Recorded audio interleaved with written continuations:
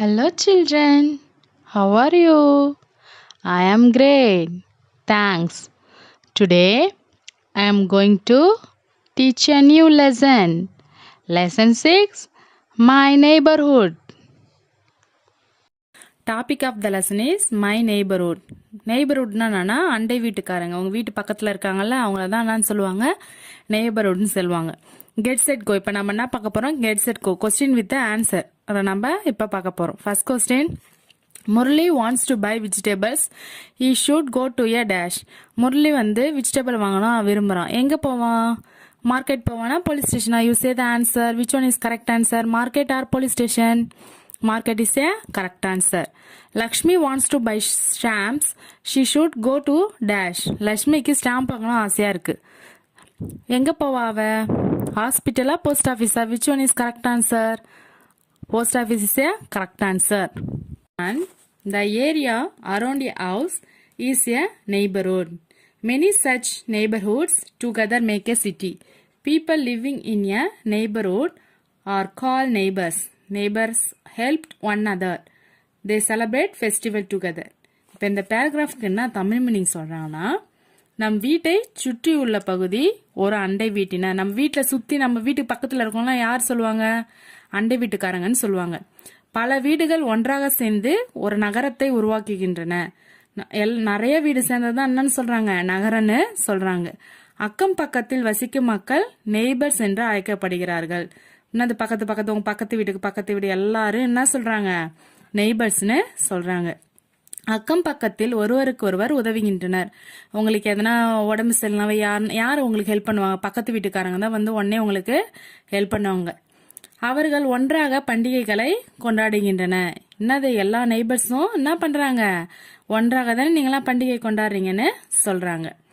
Next paragraph, most neighborhoods have some places that everyone uses. These places provide service to the people. Let's to read about a few such the places. Next paragraph என்ன சொல்றாங்கன்னா, பெரும்பாலான சுற்றுப்புறங்களில் எல்லோரும் பயன்படுத்தும் சில இடங்கள் உள்ளன. என்னது? எல்லா நெய்பர்ஹுட் இருக்காங்கல்ல, உங்க வீட்டுக்கு பக்கத்து வீடு, அதுக்கு பக்கத்து வீடு, அவங்க எல்லாருமே பயன்படுத்தும் ஒரு சில இடங்கள் இருக்கிறாங்க. அந்த இடங்கள் மக்களுக்கு சேவைகளை வழங்குகின்றன. அதை பத்தி தான் நம்ம என்ன பண்ண போறோம், அதுல இருந்து ஒரு சில இடங்களை பத்தி நம்ம இப்ப இந்த பாடத்துல பார்க்க போறோம். Next one, first one market. Every neighbourhood as a market. அங்க பிக்சர் பாருங்க. This is a market. A market has many shops. மார்க்கெட்ல என்ன இருக்கு? நிறைய ஷாப்ஸ் இருக்கு. They sell different things. We buy bread, butter, milk and eggs from the market. Some neighborhoods have small markets. Some have big markets. இதுக்குன்னா Tamil meaning சொல்றாங்கன்னா, ஒவ்வொரு சுற்றுப்புறத்துக்கும் ஒரு சந்தை இருக்குன்னு சொல்றாங்க. அந்த சந்தையில மார்க்கெட்னா என்னன்னா சந்தை. அந்த சந்தையில பல கடைகள், இன்னும் ஒரு கடை மட்டும் இருக்காது, நிறைய கடைகள் இருக்கும். அவர்கள் வெவ்வேறு பொருட்களை விற்கின்றன. ஒரு கடையில விற்கிறத இன்னொரு கடையில விற்க மாட்டாங்க. ஒவ்வொரு கடையிலயும் வேற வேற பொருட்கள் விற்கிறாங்கன்னு சொல்றாங்க. என்ன சொல்றாங்க? நாங்க ரொட்டி, வெண்ணெய், பால் மற்றும் முட்டைகளை சந்தையிலிருந்து வாங்குகிறோம். என்னன்னா அவங்க வாங்குறாங்களா? பால், முட்டை, ரொட்டிலாம் மார்க்கெட்ல இருந்து சந்தையில இருந்து வாங்குறாங்க. சில சுற்றுப்புறங்களில் சிறிய சந்தைகள் உள்ளன. சில சுற்றுப்புறத்துல என்ன பண்ணுவாங்க? சின்னதா நிறைய கடை இருக்காது, சின்ன கடை தான் இருக்குன்னு சொல்றாங்க. சிலருக்கு பெரிய சந்தைகள் உள்ளன. சிலருக்கு என்ன இருக்கும்? பெரிய சந்தை இருக்கும். இப்ப பாண்டிக்கெல்லாம் போனீங்கன்னா நிறைய கடை இருக்குல்ல, அதெல்லாம் என்னது? Big markets. உங்க ஊர்ல என்ன இருக்கும்? சின்ன ஒரு 4-5 கடை தான் இருக்கும். அததான் என்ன சொல்றாங்க? சின்ன சந்தை, ஸ்மால் மார்க்கெட்னு சொல்றாங்க. Next one, post office. Most neighborhoods have a post office. We can send and receive letters through a post office. We post our letters in a letter box. The postman collects the letters from the letter box and take them to the post office. From there, the letter are sent to different places.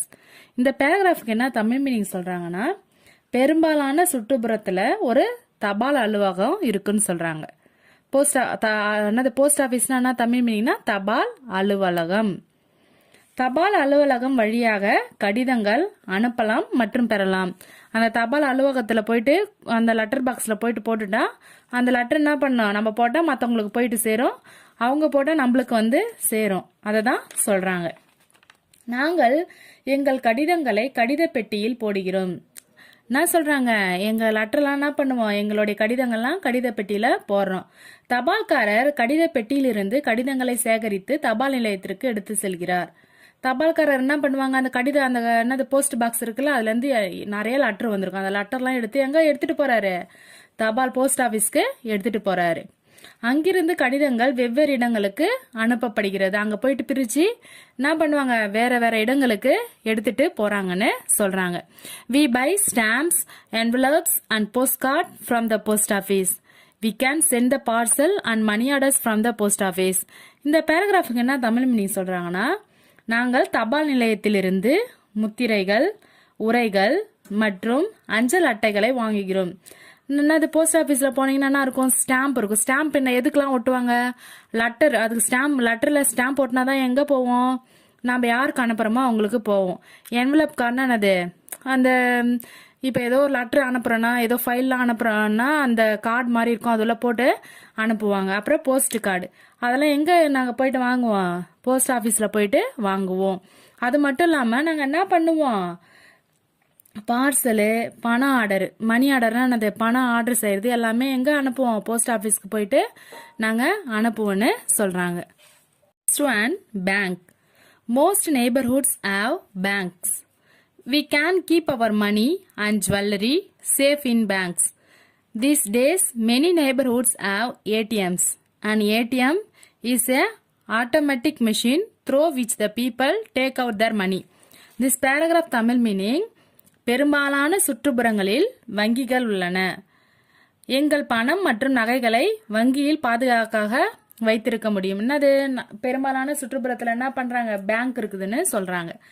நாங்கள் என்ன பண்ணுவோம், எங்களுடைய நகை எங்கள் வீட்டில் பாதுகாப்பாக இருக்காது, அதனால நாங்கள் என்ன பண்ணுவோம், பேங்க்ல எடுத்துகிட்டு போயிட்டு நகைகள், பணம் போடுறது, அது மட்டும் இல்லாமல் எல்லாமே நாங்கள் எங்கே போயிட்டு பாதுகாப்பாக வச்சிருப்போம், பேங்க்ல எடுத்துகிட்டு போயிட்டு பாதுகாப்பாக வச்சிருப்போம்னு சொல்றாங்க.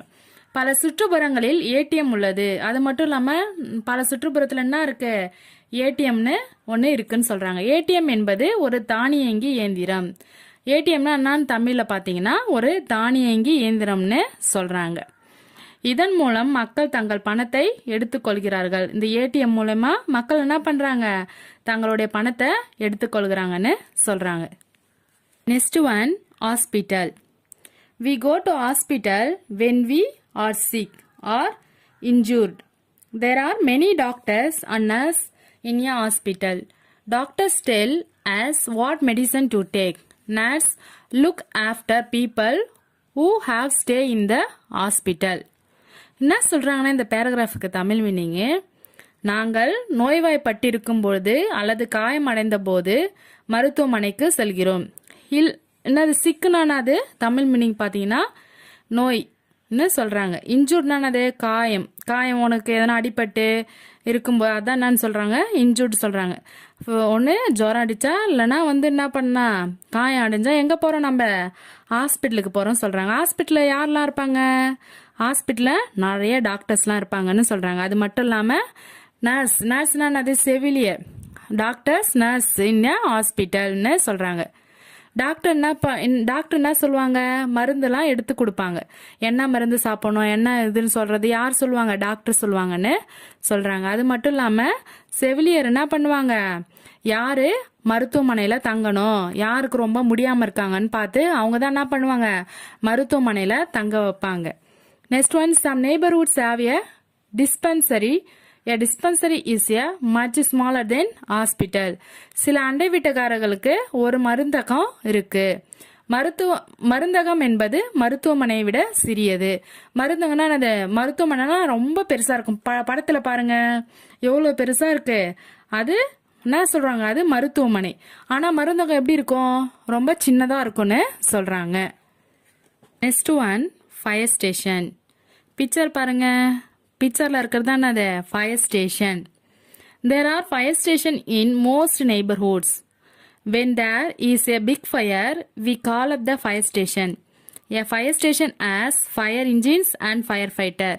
இந்த பேராகிராஃப்க்கு என்ன தமிழ் மீனிங் சொல்றாங்கன்னா, பெரும்பாலான சுற்றுப்புறத்துல தீயணைப்பு நிலையங்கள்லாம் இருக்குன்னு சொல்றாங்க. ரொம்ப பெரிய தீ ஏற்படும் போது நாங்கள் என்ன பண்ணுவோம், தீயணைப்பு நிலையத்தை அழைக்கிறோம்னு சொல்றாங்க. அது மட்டும் இல்லாமல் தீயணைப்பு நிலையத்தில் என்னென்னலாம் இருக்குன்னு சொல்றாங்க, தீயணைப்பு இயந்திரங்கள் மற்றும் ஃபயர் ஃபைட்டர் இருக்குன்னு சொல்றாங்க.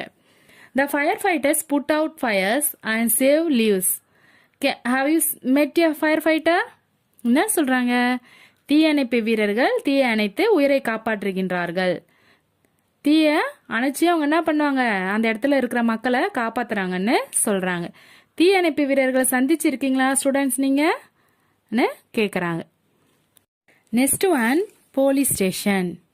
See the picture பாருங்க. This is a police station. Most neighborhoods have a police station. The police guard our neighborhood and keep it safe. They also help us find lost goods. இந்த paragraph என்ன Tamil meaning சொல்றாங்கன்னா, பெரும்பாலான சுற்றுப்புறத்துல ஒரு காவல் நிலையம் இருக்குன்னு சொல்றாங்க. காவல்துறையினர் எங்கள் சுற்றுப்புறத்தை பாதுகாப்பாக வைத்திருக்கிறார்கள். எங்க சுற்றுப்புறத்துல எந்த திருட்டு எந்த ஒரு சண்டையும் நடக்காம என்ன பண்றாங்க, பாதுகாப்பா எங்க சுற்றுப்புறத்தை வச்சிருக்காங்கன்னு சொல்றாங்க. Some policewomen and policemen control traffic. They are called traffic police. We must obey the traffic police. அது மட்டும் இல்லாம போலீஸ் பெண்கள் மற்றும் போலீஸார் போக்குவரத்தை என்ன பண்றாங்க, வண்டி கார் பஸ்லாம் போகுதுல்ல, அதெல்லாம் எதுவும் ஆக்சிடென்ட் ஆகாம தடுக்கிறதுக்கு என்ன பண்றாங்க, போக்குவரத்து இதுல இருக்காங்கன்னு சொல்ற, போக்குவரத்தை கட்டுப்படுத்துறாங்கன்னு சொல்றாங்க. அவர்கள் என்ன அழைக்கிறாங்க, போக்குவரத்து போலீஸ்னு அழைக்கப்படுறாங்க. நம்ம என்ன பண்ணணும், அவங்களுக்கும் கீழ்ப்படியணும். யாருக்கு, டிராஃபிக் போலீஸுக்கும் நம்ம என்ன பண்ணணும், கீழ்ப்படிஞ்சு நடக்கணும்னு சொல்றாங்க. Okay students, if you understand the lesson, thank you children.